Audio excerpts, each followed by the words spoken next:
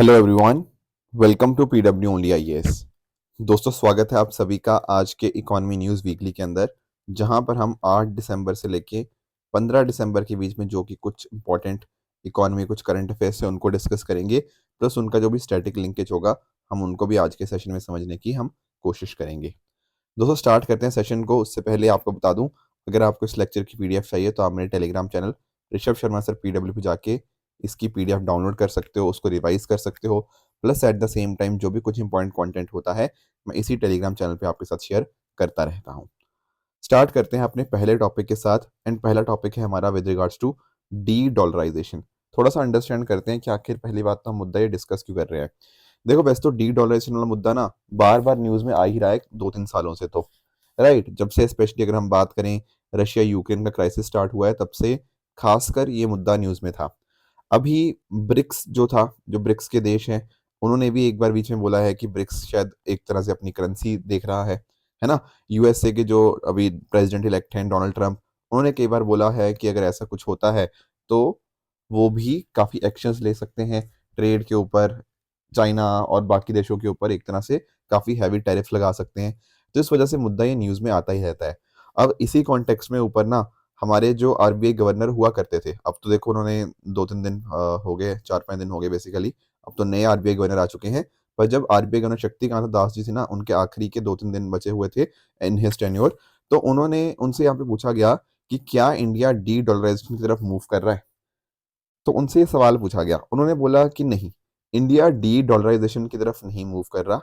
India बस क्या कर रहा है, रुपये के अंदर जो ट्रेड है ना वो उसको थोड़ा बढ़ाने की कोशिश कर रहा है।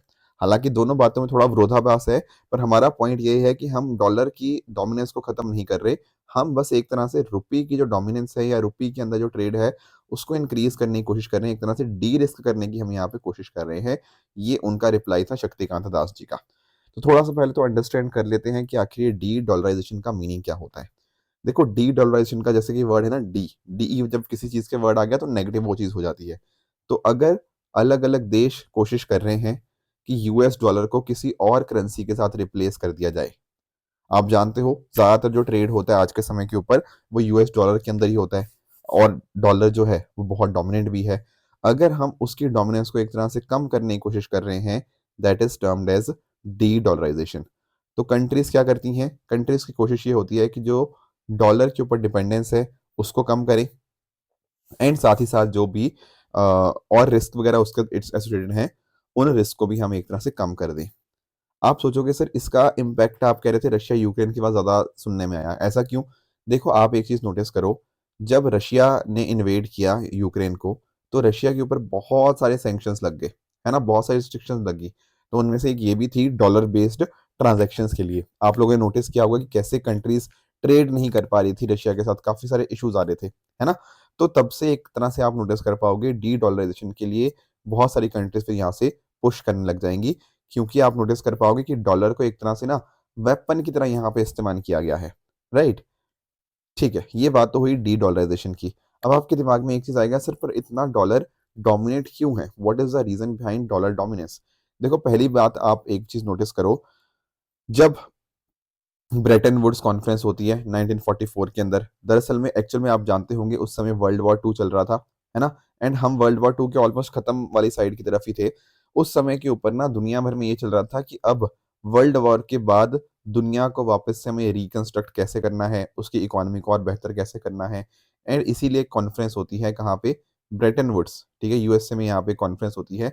एंड उस कॉन्फ्रेंस का उद्देश्य यही था कि कैसे कैसे क्या नए मेजर्स लिए जाते हैं। एंड वहीं से ब्रेटन वुड्स ट्विंस का जन्म होता है, दैट इज वर्ल्ड बैंक और आईएमएफ, है ना। ये इसी पर्टिकुलर कॉन्फ्रेंस के आउटपुट के माध्यम से यहाँ पर हमारे सामने निकल के आए। एंड उसी पर्टिकुलर कॉन्फ्रेंस या एग्रीमेंट में से 44 जो नेशंस थे उन्होंने मतलब अग्री किया कि हम यूएस डॉलर को as the global reserve currency यहाँ पे अडॉप्ट करेंगे। तो आप नोटिस कर पाओगे ये वर्ल्ड वॉर टू में ही उस समय के ऊपर डोमिनेंट कंट्री यूएसए हमें देखने को मिलती थी, तो वहीं से इसका डोमिनेंस स्टार्ट हुआ। उस समय के ऊपर जो यूएस डॉलर था वो गोल्ड के साथ पैक्ड हमें देखने को मिल जाता है। इसके अलावा अगर हम बात करें यूएसए की, तो वर्ल्ड वॉर टू के समय के ऊपर यूएसए बहुत ही डोमिनेट था।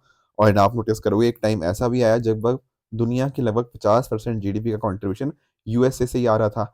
अब देखो जिसकी दुनिया में डोमिनेंस होगी वो तो अपनी ही चलाएगा। एंड इवन अगर हम बात करना जैसे खासकर अगर हम क्रूड ऑयल की बात करें तो ज़्यादातर जो क्रूड ऑयल है वो डॉलर की टर्म्स में ही यहाँ पे ट्रेड होता है। तो वो भी एक रीज़न बनता है कि इतना ज़्यादा डॉलर हमें डोमिनेट देखने को मिल जाएगा। इसके अलावा अगर हम बात करें ना, यूएस डॉलर पता क्या है? US dollar is a hard currency. Hard currency का मतलब क्या होता है? जिसकी वैल्यू बहुत ज़्यादा नहीं बदलती। कई दुनिया में ना ऐसी करेंसीज होती हैं जो अचानक से ऊपर अचानक से नीचे ऐसे बहुत ज़्यादा वोलेटाइल होती हैं, पर यूएस डॉलर एक हार्ड करेंसी है। बहुत ज़्यादा ट्रस्ट है लोगों को इस डॉलर के ऊपर, और साथ ही साथ जो फाइनेंशियल मार्केट्स है, गवर्नेंस है, आप नोटिस कर पाओगे अब दुनिया को इसी पे ऊपर ट्रस्ट है ना? तो इसलिए ट्रेड एंड इन्वेस्टमेंट के अंदर सबसे ज़्यादा प्रेफर्ड करेंसी आपकी डॉलर ही है। बाकी देखो किसी करेंसी का कुछ पता नहीं है, कब नीचे गिर जाए, कब ऊपर गिर जाए, पर डॉलर के अंदर वेरिएशन आना बहुत ज़्यादा, ये बहुत लेस लाइकली है। उसके अलावा अगर मैं बात करें लिक्विडिटी की, ठीक है, डॉलर्स के अंदर आप नोटिस कर पाओगे डॉलर्स के माध्यम से आप यूएस ट्रेजरी इंस्ट्रूमेंट्स के अंदर यहाँ पे उनके अंदर इन्वेस्ट कर पाते हो, है ना? और ज़्यादातर इन्वेस्टर इसी में इन्वेस्ट करना चाहते हैं, तो इसलिए लिक्विडिटी भी यहाँ पे अच्छी खासी हमें देखने को मिल जाती हैं। तो ये सारे कारण हैं डॉलर की डोमिनेंस के दुनिया भर के अंदर, ठीक है? पर इसके रिगार्डिंग इश्यूज़ भी हैं, जैसे मैंने आपको बताया था, जैसे रशिया वाला जो मुद्दा हुआ, रशिया और यूक्रेन का क्राइसिस हुआ, उससे रशिया को इम्पैक्ट आया क्योंकि डॉलर के ऊपर वो काफ़ी ज़्यादा डिपेंडेंट था। इसके अलावा आप नोटिस कर पाओगे क्योंकि यहाँ पर डॉलर के ऊपर डोमिनेंस यूएसए की है, तो एक तरह से यूएसए का बहुत बड़ा कंट्रोल हो जाता है दुनिया भर की फाइनेंशियल ट्रांज़ैक्शंस के ऊपर। उसके साथ ही आप नोटिस कर पाओगे कि कई बार ऐसा होता है कि ट्रेड डेफ़िसिट की वजह से क्या होता है, दुनिया भर में बहुत सारे डॉलर सर्कुलेट होने लग जाते हैं। इन दी एंड वो कहीं न कहीं कहाँ इम्पैक्ट होंगे? वो यूएस एसेट्स के अंदर ही तो इन्वेस्ट होंगे, है ना? और बाकी जो और करेंसीज़ है उनके ऊपर काफ़ी इम्पैक्ट आता है। जैसे हमारी कोशिश थी भारत और रशिया के बीच में रूपी रूबल ट्रेड को यहाँ पे इंक्रीज़ करने की। पर आप नोटिस कर पाओगे कि जब मान लो दोनों देश मतलब रूपी और रूबल के टर्म्स में यहाँ पे ट्रेड करते हैं, तो कई बार ऐसा हो सकता है ना कि रशिया के पास मान लो बहुत सारा रूपी पहुँच गया। अब क्या करेगा उस रूपी का? समझ रहे हो? डॉलर होते तो डॉलर का कुछ भी कर लेता, पर रूपी का क्या करेगा? That is an issue. तो ये कई बार ऐसा होता है कि जब कई बार ट्रेड इम्बैलेंस होता है ना, तो उसकी वजह से सामने वाली कंट्री के पास दूसरे कंट्री की जो करेंसी होती है वो बहुत ज़्यादा हो जाती है, एंड उसको वो आसानी से वो यूटिलाइज़ कर नहीं पाता। तो ये सब इश्यूज़ या ये सब चैलेंजेस यहाँ पे देखने को मिलते रहते हैं, राइट? अब देखो दुनिया भर में क्या ट्रेंड चल रहा है। अब दुनिया भर में ट्रेंड है डेफ़िनेटली डी-डॉलराइज़ेशन की तरफ थोड़ा-थोड़ा मूव करते आ रहे हैं। जैसे अगर हम बात करें ना चाइना की, तो चाइना का जो युआन है, वो भी आप नोटिस कर पाओगे काफ़ी एक तरह से अल्टरनेटिव बनने की कोशिश कर रहा है। आप एग्ज़ाम्पल की तरह यहाँ पे अंडरस्टैंड कर सकते हो, जैसे ब्रिक्स नेशंस हैं, आप लोग फॉरेक्स रिज़र्व्स के बारे में जानते होंगे। फॉरेक्स के अंदर क्या आता है, एक तो आपके फॉरेन करेंसी एसेट्स आ जाते हैं, फिर गोल्ड आ जाता है, आपका आरटीपी रिज़र्व ट्रांस पोज़ीशन हो गया, एंड इस तरह से आपका स्पेशल ड्राइंग राइट जो आईएमएफ के होते हैं, एसडीआर, ये देखने को मिल जाते हैं। अब पिछले कुछ समय के अंदर ना चाइना और बाकी और देशों ने गोल्ड वगैरह काफ़ी इंक्रीज़ कर दिया अपने रिज़र्व्स के अंदर, और भी जो डिपेंडेंस है फॉरेन करेंसी एसेट्स के अंदर, वो गोल्ड के अंदर कम करके वो दूसरे करेंसीज़ को यहाँ पे और कर रहे हैं। तो एक तरह से क्या हुआ है, डाइवर्सिफ़िकेशन हुआ है करेंसी रिज़र्व्स का। तो ये एक मुद्दा हो गया। बाकी देखो ब्रिक्स के काफ़ी सारे नेशंस यहाँ पे कहते हैं कि एक तरह से हम अपनी खुद की करेंसी लाएँगे, तो वो भी एक डी-डॉलराइज़ेशन की तरफ ये ट्रेंड हमें देखने को मिल जाएगा।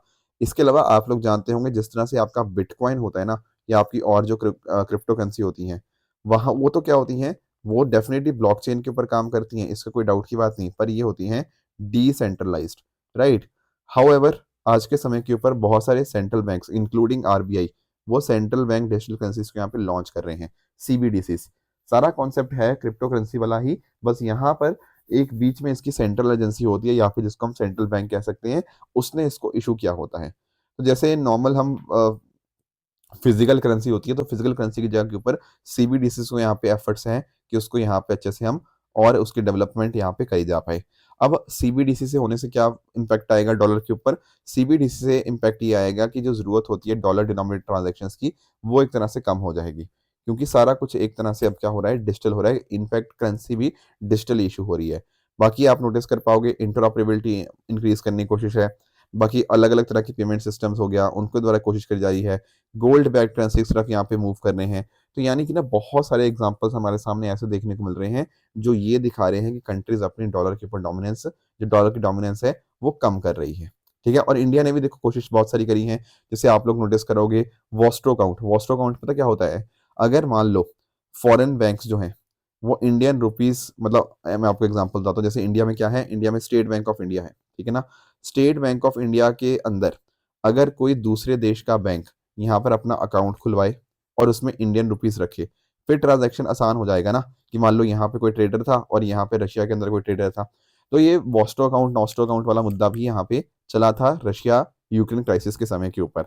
तो इस तरह से आप नोटिस कर पाओगे बहुत सारे देश है, रशिया, सिंगापुर, यूके, उन्होंने वॉस्टो अकाउंट्स खुलवाए हैं भारतीय बैंक्स के अंदर, ताकि रुपी डिनोमिनेटेड ट्रेड यहाँ पे हो पाए। उस तरह से हमारे नॉस्टो अकाउंट्स भी होते हैं, वो हमारे बैंक्स वहाँ पे दूसरे देश में यहाँ पे खुलवाते हैं, तो वो सब भी हैं। इसके अलावा लोकल करेंसी ट्रेड एग्रीमेंट्स हम यहाँ पे बहुत सारे कर रहे हैं, जैसे for example India UAE currency swap agreement हो गया, India Maldives currency swap agreement हो गया, राइट।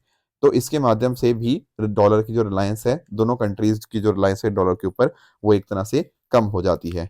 एंड लास्टली हमारा, जैसे हम मैंने कहा ही, हमारे आरबीआई गवर्नर जी ने भी ये बोला कि हम डी डॉलराइजेशन नहीं कर रहे, हम डी रिस्किंग कर रहे हैं, राइट। हम अपने ट्रेड पार्टनर्स को एक तरह से डाइवर्सिफाई कर रहे हैं, अलग अलग पेमेंट सिस्टम हम यहाँ पे कर रहे हैं, बस हम अपनी चीज़ों को डाइवर्सिफाई कर रहे हैं, हम यहाँ पे डी डॉलराइजेशन यहाँ पे नहीं कर रहे हैं। क्योंकि देखो एक्चुअल में ना खतरा भी है यूएसए से, ऐसी बात नहीं है, क्योंकि आप नोटिस कर पाओगे जैसे डोनाल्ड ट्रंप है, बहुत सारे एलिगेशंस लगा रहे हैं कि जिन्होंने ऐसा कुछ किया तो उनके ऊपर 100% टैरिफ लगा देंगे, ऐसा कर देंगे, वैसा कर देंगे, राइट।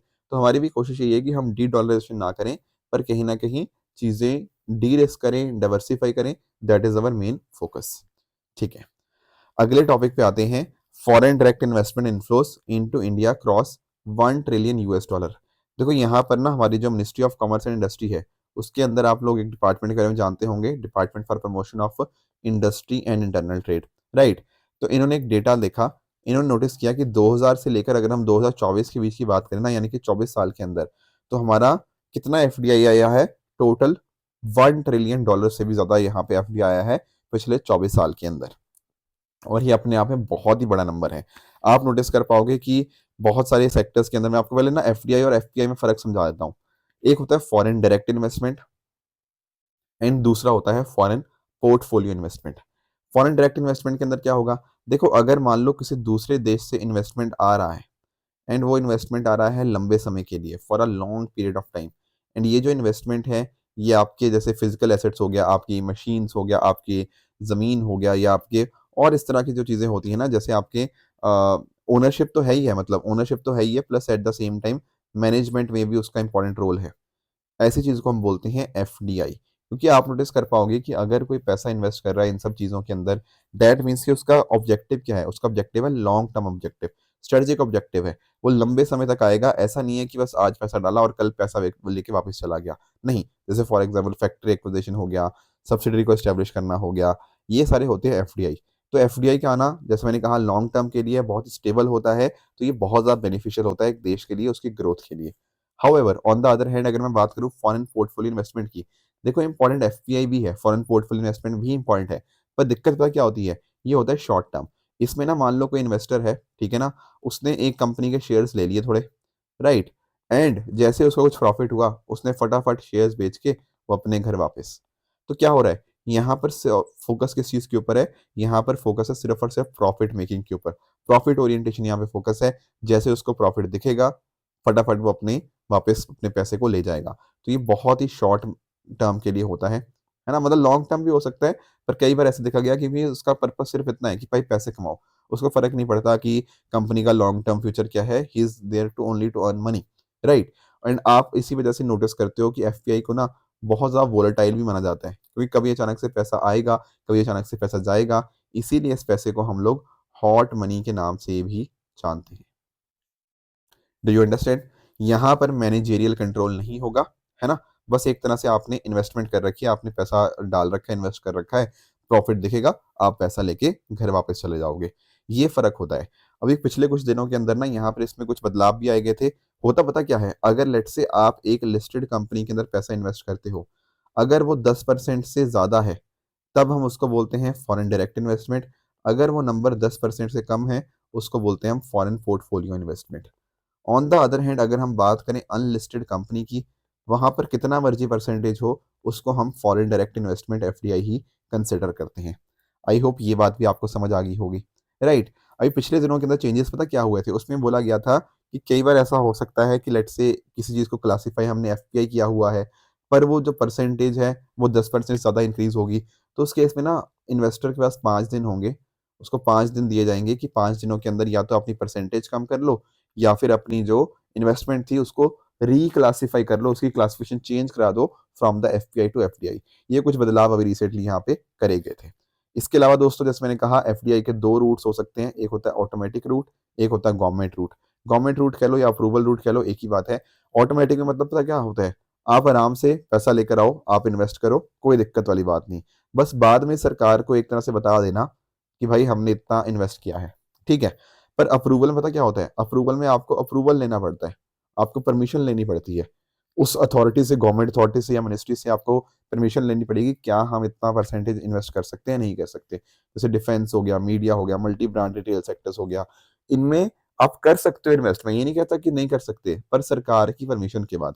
ऑटोमेटिक के अंदर आप आराम से लाओ, बस आपको बता देना कि हाँ हमने इतना इन्वेस्ट यहाँ पे किया हुआ है, ठीक है। ये दो रूट्स हो गए। बाकी देखो एफडीआई जैसे फॉर एग्जांपल हमने बहुत सारे सेक्टर्स के अंदर अलाउ कर रखा है, जैसे IT and software development, e commerce, renewable energy, automobile sector, food processing, right.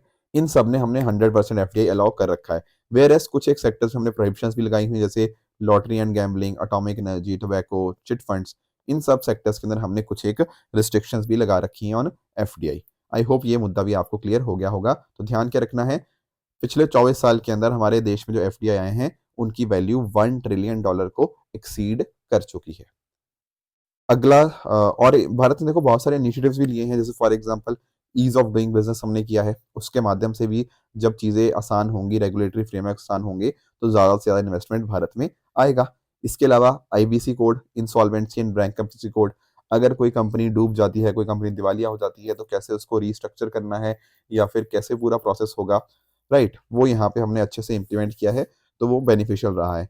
इसके अलावा बहुत सारे सेक्टर्स के अंदर हमने एफडीआई पॉलिसी रिफॉर्म्स लाए हैं, किसी काफ़ी सारी जगह के ऊपर हमने एफडीआई की जो लिमिट है उसको इंक्रीज कर दिया है।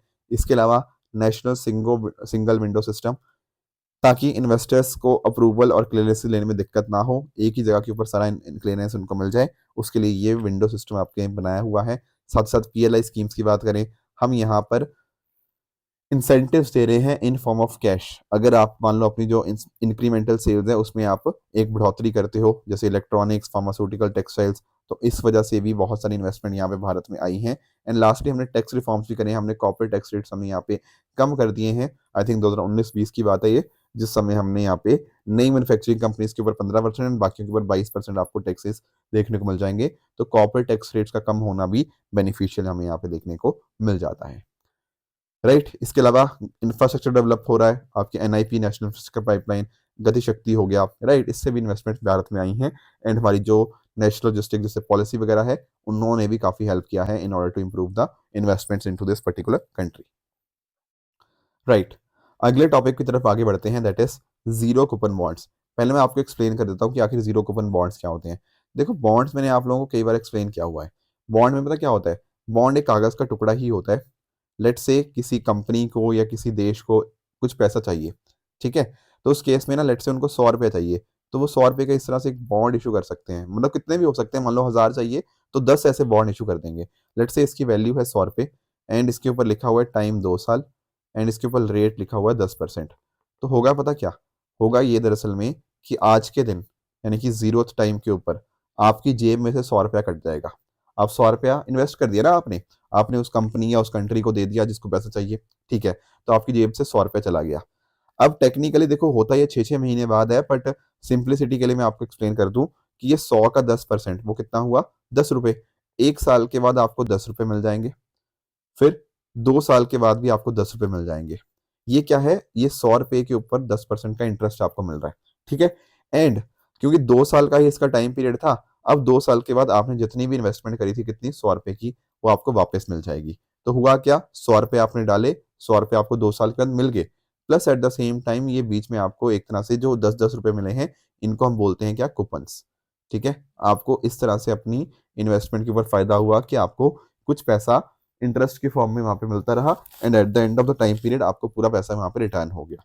ये होता है नॉर्मल बॉन्ड का कॉन्सेप्ट, जिसको हम कूपन बॉन्ड भी बोलते हैं। अब मैंने आके बोल दिया क्या, आगे मैंने टर्म इस्तेमाल कर दिया जीरो कूपन बॉन्ड। इसका मतलब क्या होगा, इसका मतलब ये होगा कि यहाँ पे कूपन एग्जिस्ट नहीं करता। आप बोलोगे सर कूपन एग्जिस्ट नहीं करता मतलब 10-10 रुपए नहीं मिलेंगे, हाँ जी बिल्कुल। तो आपके दिमाग में आएगा यार अगर 10-10 रुपए ही नहीं मिल रहे तो हम पैसा लगा क्यों रहे हैं। देखो इसका सिंपल सा मीनिंग पता क्या है, यहाँ जीरो कूपन बॉन्ड के अंदर ना क्या होता है कि आपको लेट से 100 रुपये का ही था, तो आपको 1 साल के बाद मान लेते हैं लेट से आपको 100 रुपया मिल रहा है, ठीक है। पर जब आप पैसा लगाओगे ना, तो आप 100 नहीं लगाओगे, आप 90 रुपये लगाओगे। तो होता पता क्या है ये बॉन्ड 100 रुपये का ही आपको मेच्योरिटी के ऊपर, जब आपका टाइम कंप्लीट हो जाएगा उस समय मेच्योरिटी के ऊपर आपको मिलेगा 100 रुपया ही। पर ये जो 100 रुपये वाला बॉन्ड था, ये कम रुपए में यहाँ पे इशू किया गया है, इसको बोलते हैं इशूड एट अ डिस्काउंट। सस्ते में आपने वो बॉन्ड को इशू किया है, जो भी कंपनी थी या जो भी कंट्री थी, इसको बुलाते हैं zero coupon bond. Zero bond क्यों है? क्योंकि यहाँ पे कोई भी कूपन एग्जिस्ट नहीं करता।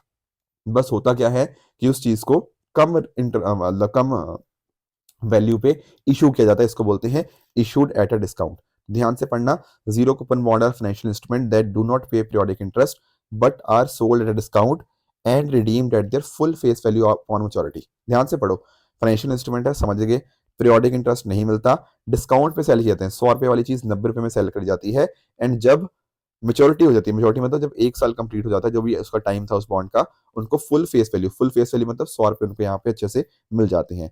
तो इसमें फायदे क्या होते हैं? देखो, कोई इसमें यहाँ पे पीरियोडिक पेमेंट्स नहीं होती, तो इंटरेस्ट मैनेजमेंट बहुत ही आसान होता है। उन इन्वेस्टर्स के लिए फायदेमंद होता है जिनको लगता है कि उनको फिक्स रिटर्न चाहिए, तो उनके लिए जीरो कूपन बॉन्ड काफी इफेक्टिव हो सकता है। पर काफी इश्यूज भी हैं, जैसे फॉर एग्जाम्पल रिस्क वगैरह है इसमें, क्योंकि कोई इंटरेस्ट पेमेंट यहाँ पे मिल ही नहीं रही है ना। जैसे जैसे इसको देखो, अगर इसकी ना इसकी डिमांड के हिसाब से भी क्या होता है, उनकी वैल्यूज चेंज हो सकती हैं। तो अगर मान लो इसकी बॉन्ड ड्यूरेशन बहुत ज्यादा लंबी है, तो उस केस में इंटरेस्ट रेट के साथ इसके चेंजेस काफी ज्यादा आ सकते हैं। अब देखो, मुद्दा पता क्या है, अभी के लिए अगर मान लो जैसे स्टेट्स को अपना डेट मैनेज करना हो, तो उस केस में क्या इस्तेमाल कर दिया जाता है? State development loan. ये करंटली आरबीआई की तरफ ऑप्शन किए जाते हैं स्टेट डेवलपमेंट लोन्स, ताकि जो स्टेट का डेट है उसको मैनेज किया जा पाए, ठीक है। अब यहाँ पर बहुत सारे इन्वेस्टर्स का कहना है कि आरबीआई को कोशिश ये करनी चाहिए, आरबीआई को परमिशन देनी चाहिए कि स्टेट गवर्नमेंट डेट को जीरो कूपन बॉन्ड की तरह इशू किया जा पाए। अब इससे फायदा क्या होगा? इससे फायदा ये होगा कि स्टेट्स के ऊपर इमीडिएट फाइनेंशियल प्रेशर खत्म हो जाएगा या कम हो जाएगा, क्योंकि उनको पैसा कब रिटर्न करना है? मेच्योरिटी के ऊपर, उनको बार बार ये इंटरेस्ट पेमेंट नहीं करनी। तो इसलिए इन्वेस्टर्स भी चाहते हैं कि ये जीरो कूपन बॉन्ड यहाँ पे आरबीआई परमिट कर दे, इसलिए ये चीजें आज के समय न्यूज में आ रही हैं, ठीक है। तो इसके बेसिस के ऊपर आरबीआई को थोड़े बहुत चेंजेस करने पड़ेंगे। अगर आरबीआई चेंजेस कर देता है तो हो सकता है इन्वेस्टर्स को ये चीज भी अलाउ कर दी जाए। आई होप ये बातें आप सबको समझ आ गई होंगी। अब दोस्तों चल लेते हैं अपने एमसीक्यूज की तरफ। आज आपके 2 क्वेश्चंस हैं जो आपको होमवर्क में दे रहा हूं, तो इनको ट्राई करेगा। This is question number 1 with regards to self help groups, इसको आप ट्राई कर सकते हो। एंड जो दूसरा क्वेश्चन है, क्वेश्चन नंबर 2, वो है विद रिगार्ड्स टू आपका फॉरेन डायरेक्ट इन्वेस्टमेंट, एफडीआई के बारे में। तो इसको आप ट्राई करेगा एंड मुझे इन दोनों क्वेश्चंस का आंसर आप कमेंट्स में बता सकते हो। इसके अलावा दोस्तों, लास्ट वीक जो मैंने आपको होमवर्क दिया था, एक मैंने होमवर्क आपको दिया था, ये पहला क्वेश्चन यहाँ पे आप नोटिस करो, India accounts for 3.2% of global export of goods. And दूसरा कह रहा है कि बहुत सारी लोकल कंपनीज हैं जिन्होंने इंडिया के प्रोडक्शन लिंक्ड इंसेंटिव स्कीम का यहाँ पे फायदा उठाया है। देखो यार, पहली बात तो ना, जब भी आप कभी ऐसे नंबर्स देखो तो थोड़ा सा आपको ना दिमाग में चलना चाहिए यार कि क्या ये नंबर सही है, कहीं यहाँ पे यूपीएससी ने कुछ गड़बड़ तो नहीं कर दी। तो अगर हम थोड़ा डब्ल्यूटीओ का हम डेटा देखने की कोशिश करते हैं ना, तो ग्लोबल जब हम एक्सपोर्ट की बात करते हैं, किसकी एक्सपोर्ट? मर्चेंडाइज यानी कि गुड्स की एक्सपोर्ट की बात करते हैं, तो ये नंबर लगभग 1.7% आता है। अगर हम इम्पोर्ट की बात करते हैं, वो नंबर आता है 2.6%। तो ये जो 3.2% ये कह रहा है ना, ये तो बिल्कुल ही गलत है। आप खुद भी, अगर आपको नंबर नहीं भी एग्जैक्टली याद था, आप इतना जरूर सोच सकते हो कि यार ये नंबर ना इतना नहीं है, इट इज नॉट 3, वो 1 2 के आसपास है, बट इतना 3 वगैरह में तो नहीं जा रहा। उसके माध्यम से भी आप सोच सकते थे कि ये स्टेटमेंट 1 तो आपका इनकरेक्ट हो जाएगा। बाकी सर्विस सेक्टर की बात करें, वहां पर हम अच्छा करते हैं, सर्विस सेक्टर के अंदर हमारा नंबर थोड़े अच्छे हैं। तो बट ये गुड्स के लिए तो ये नंबर बिल्कुल ही गलत है। तो पहला तो गलत हो गया। और अगर आपका पहला गलत हो गया ना, आपका वहीं से यहाँ पे आंसर आ गया, दूसरा स्टेटमेंट चेक करने की जरूरत भी नहीं है। Statement 1 is incorrect but statement 2 is correct, ये एक ही ऑप्शन में ऐसा है। बाकी स्टेटमेंट 2 भी वैसे पढ़ लो, यहाँ पर कह रहा है बहुत सारी लोकल कंपनीज ने और फॉरेन कंपनीज ने भी, जो कि भारत के अंदर ऑपरेट करती हैं, उन्होंने पीएलआई स्कीम का फायदा लिया है। बिल्कुल, मैं अभी बता भी रहा था आपको, जब मैं डिस्कस कर रहा था ना आप लोगों के साथ कि कैसे इंडिया ने क्या क्या एफर्ट्स लिए हैं जिसके माध्यम से एफडीआई बूस्ट हुआ है, उनमें एक एफर्ट आपका पीएलआई का भी था, प्रोडक्शन लिंक्ड इंसेंटिव स्कीम का भी, जहाँ पे इंक्रीमेंटल सेल्स के बेसिस के ऊपर आपको बेनिफिट्स दिए जा रहे थे। तो ये बात बिल्कुल करेक्ट है। इसके अलावा दोस्तों, दूसरा क्वेश्चन यहाँ पे है कि इन कौन से केसेस में कैपिटल गेन अराइज हो सकता है। कैपिटल गेन का मतलब क्या है? लेट से आपकी कोई ज़मीन थी, आपकी कोई प्रॉपर्टी थी, लेट से वो 10 लाख की थी, अब उसकी वैल्यू हो जाती है लेट से 30 लाख। तो आपने नोटिस किया प्रॉपर्टी तो वही है, पर 10 लाख वाली चीज़ 30 लाख की कैसे होगी? यहाँ पर 20 लाख क्या हुआ है? 20 लाख हुआ है कैपिटल गेन, राइट? और जब भी कोई कैपिटल गेन होता है तो सरकार उसके ऊपर टैक्स लेती है, उसी को बोलते हैं कैपिटल गेन टैक्स। तो यहाँ पर पूछा हुआ है कैपिटल गेन किन किन केसेस में होगा। पहले कहते हैं कि when there is an increase in sales of product. देखो यहाँ पर प्रोडक्ट तो एक ही है, जमीन थी उसकी वैल्यू बढ़ गई, है ना? ऐसा थोड़ी हुआ कि आपने 2 जमीनें बेच दी। यहाँ पे नंबर में बात नहीं हो रही। It is not related to कि नंबर आप बढ़ा दो, इट इज लाइक कि आप उसकी वैल्यू इंक्रीज कर दो। समझे? तो पहली बात गलत है। दूसरा कह रहा है when there is natural increase in value of property involve. Yes, that is correct. तीसरा कह रहा है जब आप कोई मान लो पेंटिंग पर खरीदते हो एंड उस ग्रोथ उसकी पेंटिंग की पॉपुलैरिटी बढ़ जाती है, उसकी वजह से उसकी वैल्यू बढ़ गई। बिल्कुल, कई बार होता है ना कि लेट से एक कोई पेंटिंग है, ये आज 1 लाख की थी, किसी कारण की वजह से पेंटिंग बहुत पॉपुलर होगी और वो 5 लाख की हो जाए, तो पेंटिंग तो उतनी ही है, उसकी वैल्यू बढ़ चुकी है क्योंकि पॉपुलैरिटी बढ़ चुकी है। तो तीसरा भी करेक्ट है यहाँ पे। तो करेक्ट आंसर जो बनेगा that will be option B, 2 and 3 only is the right answer. ठीक है, तो आई होप दोस्तों ये जो टॉपिक्स थे ये आपको समझ आए होंगे। इसी तरह से दोस्तों आप भी अपने एंड पे हार्ड वर्क करते रहिए। Thank you so much for joining. All the very best.